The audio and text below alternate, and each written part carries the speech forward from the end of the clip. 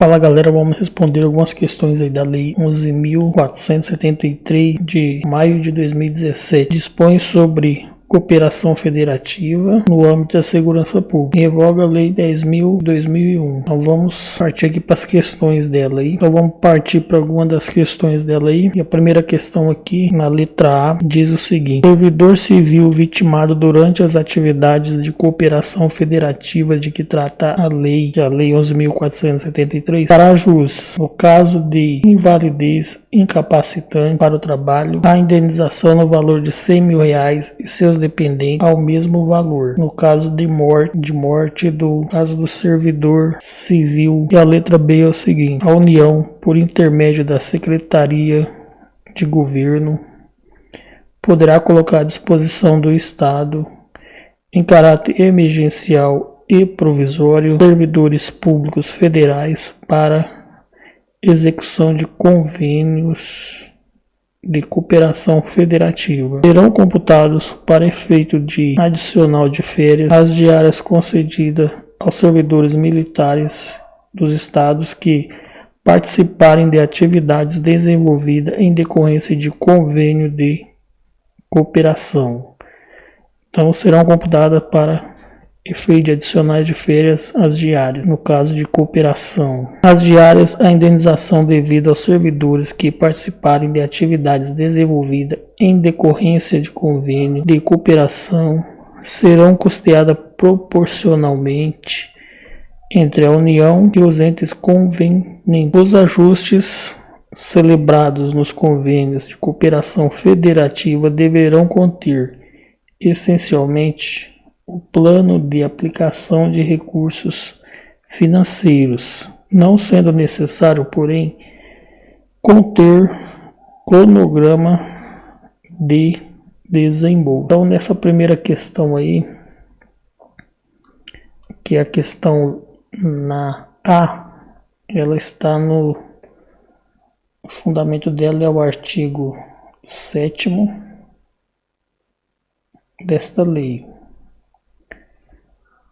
E o artigo 7º desta lei vai dizer o seguinte: servidores civis e militares, tanto civil como militares, durante as atividades de cooperação federativa de que trata esta lei, bem como policial federal, policial rodoviário federal, policial civil e policial militar, em ação operacional conjunta com Força Nacional de Segurança Pública, farão jus, no caso de invalidez incapacitante para o trabalho, a indenização no valor de R$100 mil e seus dependentes ao mesmo valor, no caso de morte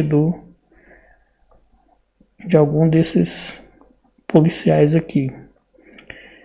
Mesmo que a questão aqui diga que só faz referência aqui, no caso, ao policial, ao servidor civil vitimado durante a atividade de cooperação federativa, tem mais os servidores aí, né?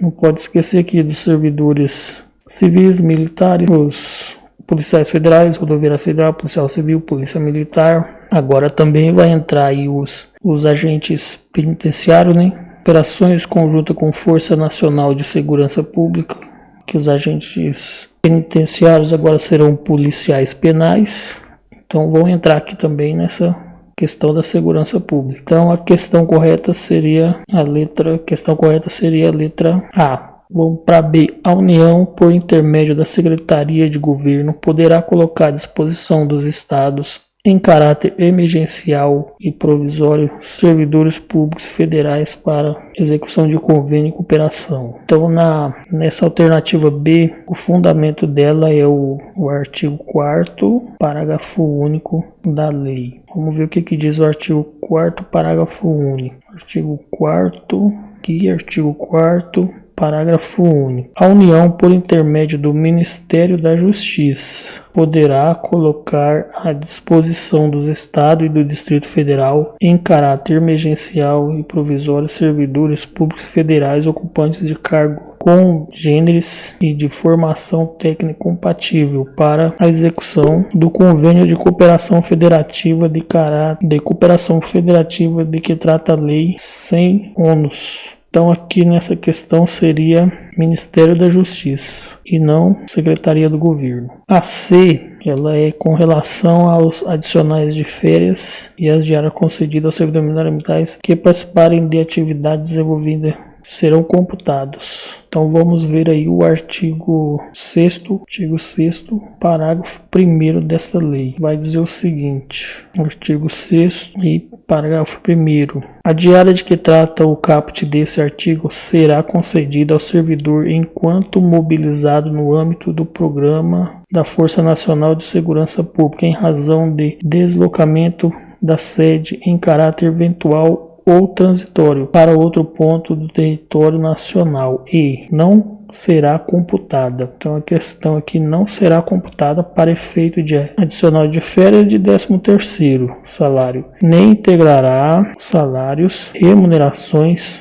subsídio, provento ou pensões, inclusive alimentícias. Ao contrário do que diz a questão aqui afirma que será incorporado, serão incorporados. E a lei diz que não será incorporado. Então, com relação aqui à letra D, as diárias de indenização devido aos servidores, atividade em decorrência de convênio, serão custeadas entre a União e os convenientes. Então, esse aqui vai estar no artigo 5º e parágrafo 14º. Artigo 5º para o parágrafo 14º. No 14º fala as despesas com a convocação ou a manutenção de reservistas, que no caso são esses com os reservistas que se refere ao inciso 2 do artigo 1º desta lei, serão custeados com dotação orçamentária do Ministério da Justiça e Segurança Pública nos termos do convênio estabelecido com o Ministério da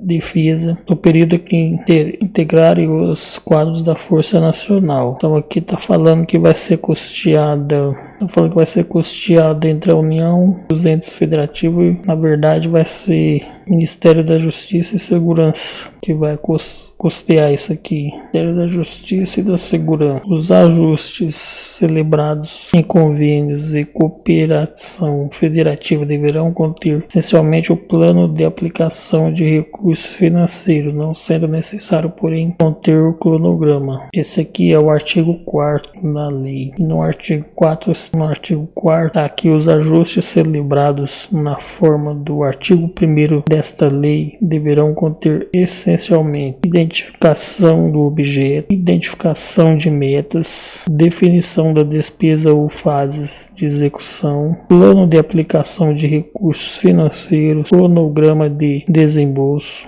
previsão de início e fim da execução do projeto, execução do objeto e a verificação de aporte de recursos quando for o caso. Então, os ajustes celebrados na forma do artigo 1º. A União poderá firmar convênio com o Estado e Distrito para a execução de atividades prescindível à segurança, prescindível à preservação da ordem econômica e incolumidade das pessoas e do patrimônio. Então, esse convênio firmado entre a União e os Estados deve atender a esses ajustes. Identificação do objeto, identificação de metas, definição das etapas ou fases de execução, plano de aplicação de recurso financeiro, cronograma de desembolso, previsão de início e fim da execução do objeto, especificação de aporte e recurso quanto for o caso. Então essa questão também está errada, questão E, que ela fala que os ajustes deverão conter essencialmente o plano de aplicação de recurso financeiro, não sendo necessário, porém, conter cronograma de reembolso. Como a gente viu aqui na lei, existe o cronograma de reembolso, deve conter lá. Assinale a opção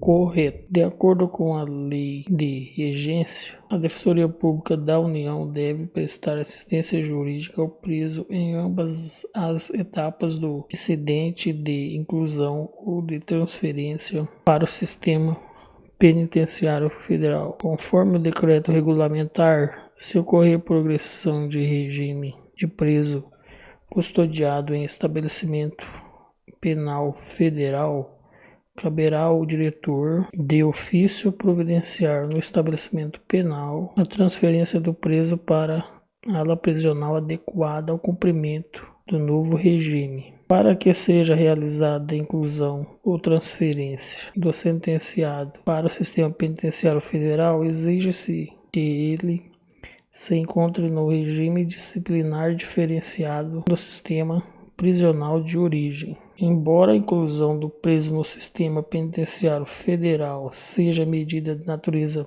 excepcional e temporária, são expressamente admitidas, nesses casos, renovações sucessivas até o limite de cumprimento da pena. O Departamento Penitenciário Nacional deverá ser ouvido no juízo de origem federal ou estadual na primeira etapa do incidente de inclusão ou de transferência de preso, bem como deverá opinar sobre a pertinência da medida, com a eventual indicação de estabelecimento penal federal adequado à custódia. A letra A, essa letra A está errada, pessoal, porque conforme a lei 11.671, 2018, caberá à Defensoria Pública da União a assistência jurídica ao preso que estiver no estabelecimento prisionais federais de segurança máxima. Então aqui ela está dizendo que, de acordo com a lei, a Defensoria Pública deve prestar assistência jurídica ao preso em ambas as etapas do incidente. Na verdade, ela só presta quando o preso estiver no estabelecimento. Então por isso até errado, tem que estar lá. Letra B também errada. Conforme o decreto regulamentar, se ocorrer a progressão do regime preso custodiado em estabelecimento penal federal, caberá ao diretor providenciar no estabelecimento prisional, estabelecimento penal, transferência do preso para a ala prisional adequada ao cumprimento da pena em regime. Então não é o diretor, de acordo com o decreto 8.877, na hipótese de obtenção de liberdade ou progressão de regime de preso custodiado em estabelecimento penal federal, caberá ao Departamento Penitenciário Nacional providenciar o seu retorno ao local de origem e a sua transferência ao estabelecimento penal indicado para cumprimento da pena em regime, no novo regime. Então não é o diretor, é o departamento. Também contra-se errada. Para que seja realizado a inclusão ou transferência do sentenciado no regime prisional penitenciário federal, exige-se que ele se encontre no regime disciplinar diferenciado no sistema de origem. Também não, pelo decreto 6877. Artigo 3º. Para inclusão ou transferência do preso deverá possuir ao menos uma das seguintes características: ter desempenhado a função de liderança ou participado de forma relevante em organização criminosa, ter praticado crime que coloque em risco a sua integridade física no ambiente prisional de origem, está submetido ao regime disciplinar diferenciado. Essa é uma das hipóteses. Ser membro de quadrilha ou bando, envolvido na prática de reiterado de crime de violência ou grave ameaça, ser réu colaborador ou detentor premiado, desde que essa condição represente risco à sua integridade física no ambiente prisional, estar envolvido em incidente de fuga, de violência ou grave indisciplina no sistema prisional. Então, o RDD seria apenas um regime disciplinar diferenciado no sistema prisional. Seria apenas uma das hipóteses. Embora a inclusão do preso no sistema penitenciário federal seja medida disciplinar temporária, são excepcionalmente a medida em casos renovação sucessiva até o limite, que também está errado, porque agora não são mais 360 também, né? Agora são uma nova regra aí, 3 anos. Renovável por igual período, quando solicitado novamente pelo juiz de origem. O Departamento Penitenciário só deverá ser ouvido no juiz de origem federal e estadual na primeira etapa do incidente de inclusão de transferência do preso, bem como deverá opinar sobre a pertinência da medida, com eventual indicação do estabelecimento penal federal adequado à custódia.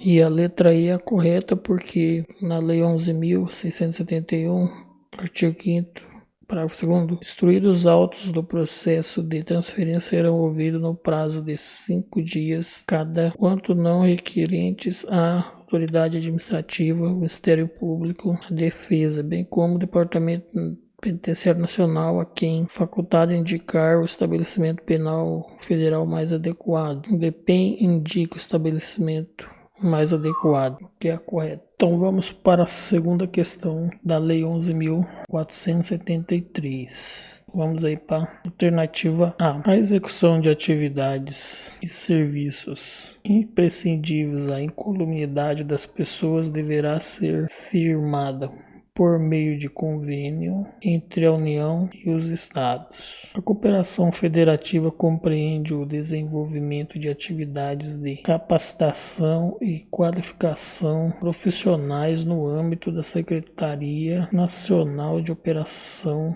de Segurança. É proibida a cooperação federativa para fins de desenvolvimento de atividades de apoio administrativo. Os serviços técnicos periciais, qualquer que seja a modalidade, são considerados serviços imprescindíveis à preservação da ordem pública e da incolumidade das pessoas e do patrimônio. As atividades de cooperação federativa são determinadas pela União e desenvolvidas sob coordenação conjunta da União, dos Estados e municípios. Vamos alternativa por alternativa. A letra A, ela será o artigo 1º aí da lei. Ela está dizendo que a execução da atividade e serviços imprescindíveis à incolumidade da pessoa deverá ser firmada por meio de convênio entre a União e os Estados. Vamos ver aí o que diz o artigo 1º da lei. A União poderá firmar convênio com os Estados e o Distrito Federal para a execução de atividades e serviços imprescindíveis à preservação da ordem pública e da incolumidade das pessoas e do patrimônio. O erro está nessa palavrinha deverá. Na verdade, ele não deverá, poderá firmar. Aqui na lei, poderá firmar convênio com os estados e o distrito para executar atividades e serviços imprescindíveis à preservação da ordem pública e da incolumidade das pessoas e do patrimônio. Então, ela não tem obrigação, ela poderá firmar. Então vamos para a alternativa B, errada. Alternativa B é o artigo 2º. Dá uma olhada no artigo 2º. A cooperação federativa, de que trata o artigo 1º, para fins nela disposto, compreende operações conjuntas, transferências de recursos e desenvolvimento de atividades de capacitação e qualificação profissional no âmbito do Ministério da Justiça e Segurança Pública, que na lei diz que é no âmbito da Secretaria Nacional e da Operação de Segurança, Secretaria Nacional de Operação de Segurança. Então bem aqui está o erro da questão. Na verdade é no âmbito do Ministério da Justiça e Segurança. Ministério da Justiça e Segurança. Então essa questão também está errada. É proibida a cooperação federativa para fins de desenvolvimento de atividades de meio administrativo. Questão C.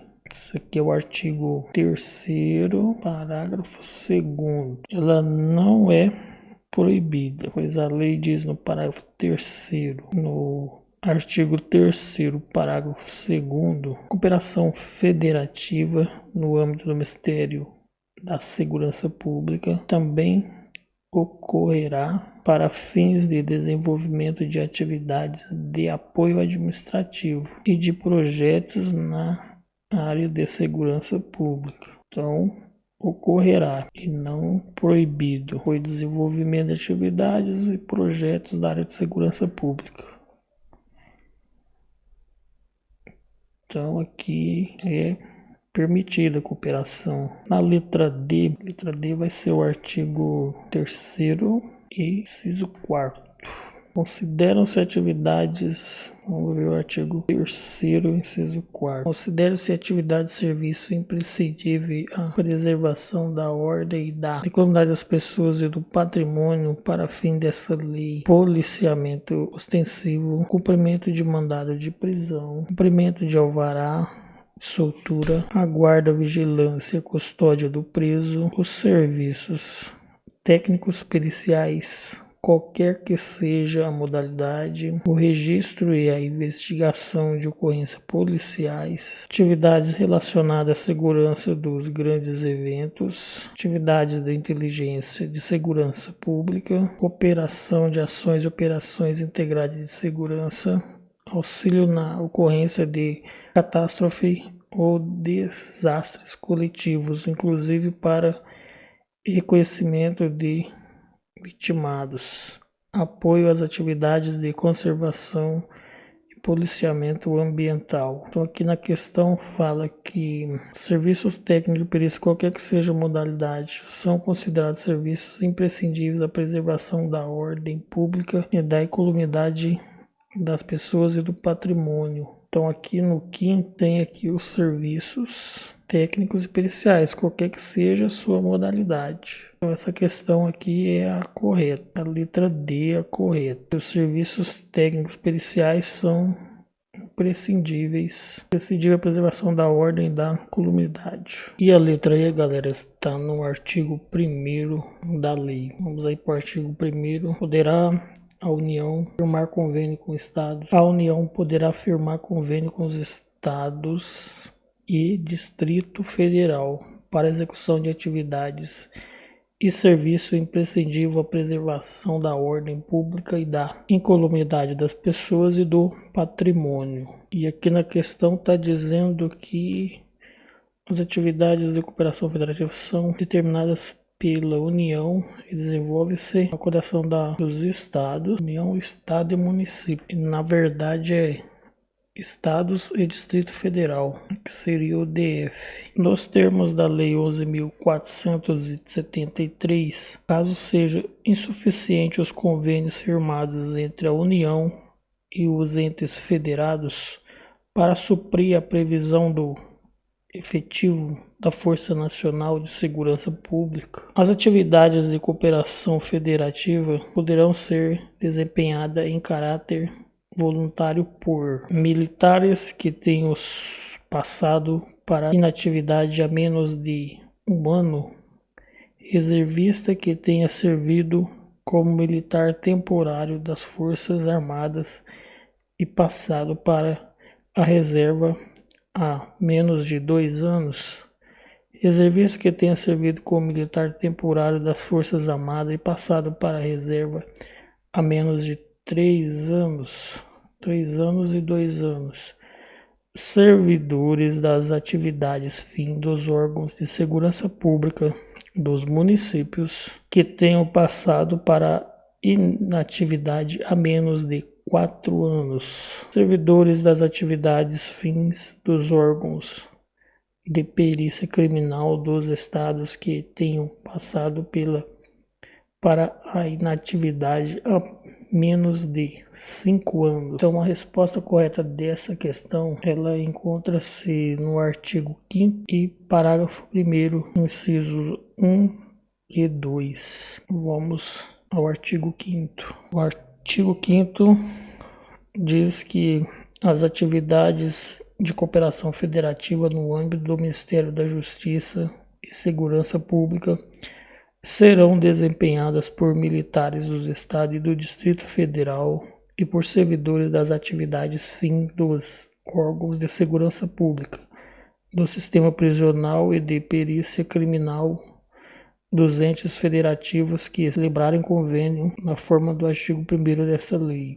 E o parágrafo 1º diz: se forem insuficientes os convênios firmados entre a União e os entes federados para suprir a previsão do efetivo da Força Nacional de Segurança Pública e em face da necessidade de excepcional interesse público, as atividades previstas no caput desse artigo poderão ser desempenhadas em caráter voluntário por militares e por servidores das atividades fim dos órgãos de segurança pública e dos órgãos de perícia criminal da União, dos Estados e do Distrito Federal que tenham passado para inatividade há menos de 5 anos.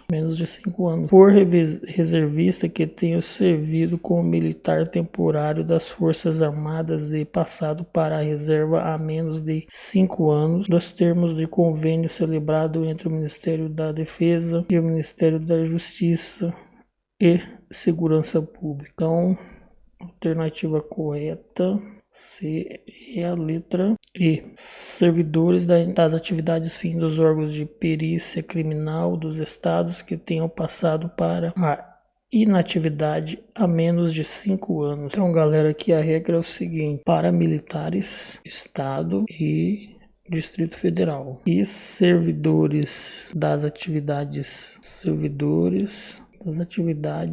fins segurança pública da União, dos Estados e do DF. Essa é a regra. E agora a exceção é a seguinte: a exceção é os militares servidores das atividades fins, inativo há pelo menos 5 anos, inativo há 5 anos, pelo menos 5 anos, e reservistas que tenham servido como militar temporário das Forças Armadas, que estejam inativos pelo menos 5 anos. E aqui é necessário convênio do Ministério da Defesa com o Ministério da Justiça. Então tem que ter o convênio do Ministério da Defesa e do Ministério da Justiça para que esses reservistas e esses militares temporários das Forças Armadas possam exercer a função. Então vamos aí para a próxima questão aí. À luz da Lei 11.671 e do Decreto 6.877 do Sistema Penitenciário Federal, assinale a opção correta a respeito do cumprimento da pena em estabelecimento prisional federal de segurança máxima. Compete à Defensoria Pública Estadual da região onde estiver localizado o estabelecimento prisional assistência jurídica de detentos que lá cumprem penas. Detento de alta periculosidade que cumpre penas em estabelecimentos prisionais federais de segurança máxima tem direito ao benefício da progressão de regime. O detento possui legitimidade para requerer a própria transferência para estabelecimento prisional federal de segurança máxima. Detento que cumprir a pena em estabelecimento prisional estadual e que for transferido para estabelecimento prisional federal continuará sob a jurisdição do juiz da execução penal estadual. O prazo de permanência do preso em estabelecimento prisional federal de segurança máxima é de 360 dias, improrrogável. Vamos ver aí qual que é a alternativa correta.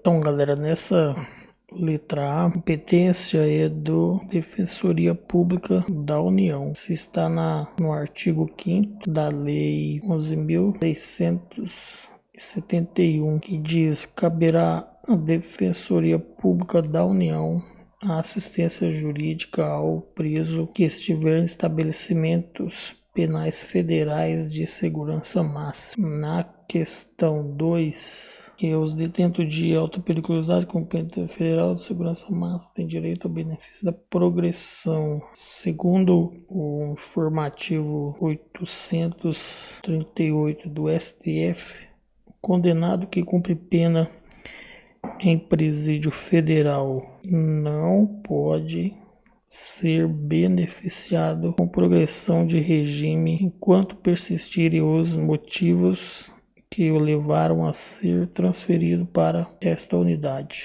Então, enquanto persistir os motivos que levou o apenado para a unidade de segurança máxima, ele não pode ser beneficiado com progressão de regime. A questão aqui dessa letra C: o detento que possui legitimidade para requerer a própria transferência para estabelecimento prisional, ele também é um dos que tem que é legitimado aí para pedir a transferência. Artigo 5º da Lei 11.671. São legitimados para requerer o processo de transferência, cujo início se dá com a admissibilidade pelo juiz da origem, da necessidade da transferência do preso para estabelecimento penal federal de segurança máxima, a autoridade administrativa, o Ministério Público e o próprio preso pode requerer processo de transferência. O próprio preso pode requerer processo de transferência para uma unidade, tanto ele como o MP, como a autoridade administrativa. O detento que cumprir a pena em estabelecimento prisional estadual e que for transferido para estabelecimento continuará sob jurisdição do juiz estadual. Vamos ver aqui. As atividades jurisdicionais de execução penal nos estabelecimentos penais federais será desenvolvida pelo juiz federal da seção ou subseção judiciária em que estiver localizado o estabelecimento penal federal da segurança máxima ao qual for recolhido o preso. Então, o juiz competente é o juiz federal da seção ou subseção judiciária e não o juiz estadual. Essa aqui também está errada, essa aqui é a certa, que o preso pode pedir, né, transferência para. Agora aqui tem uma alteração legislativa que não é mais 360 dias. Antigamente, com a Lei 11.671, a inclusão do preso em estabelecimento penal federal de segurança máxima será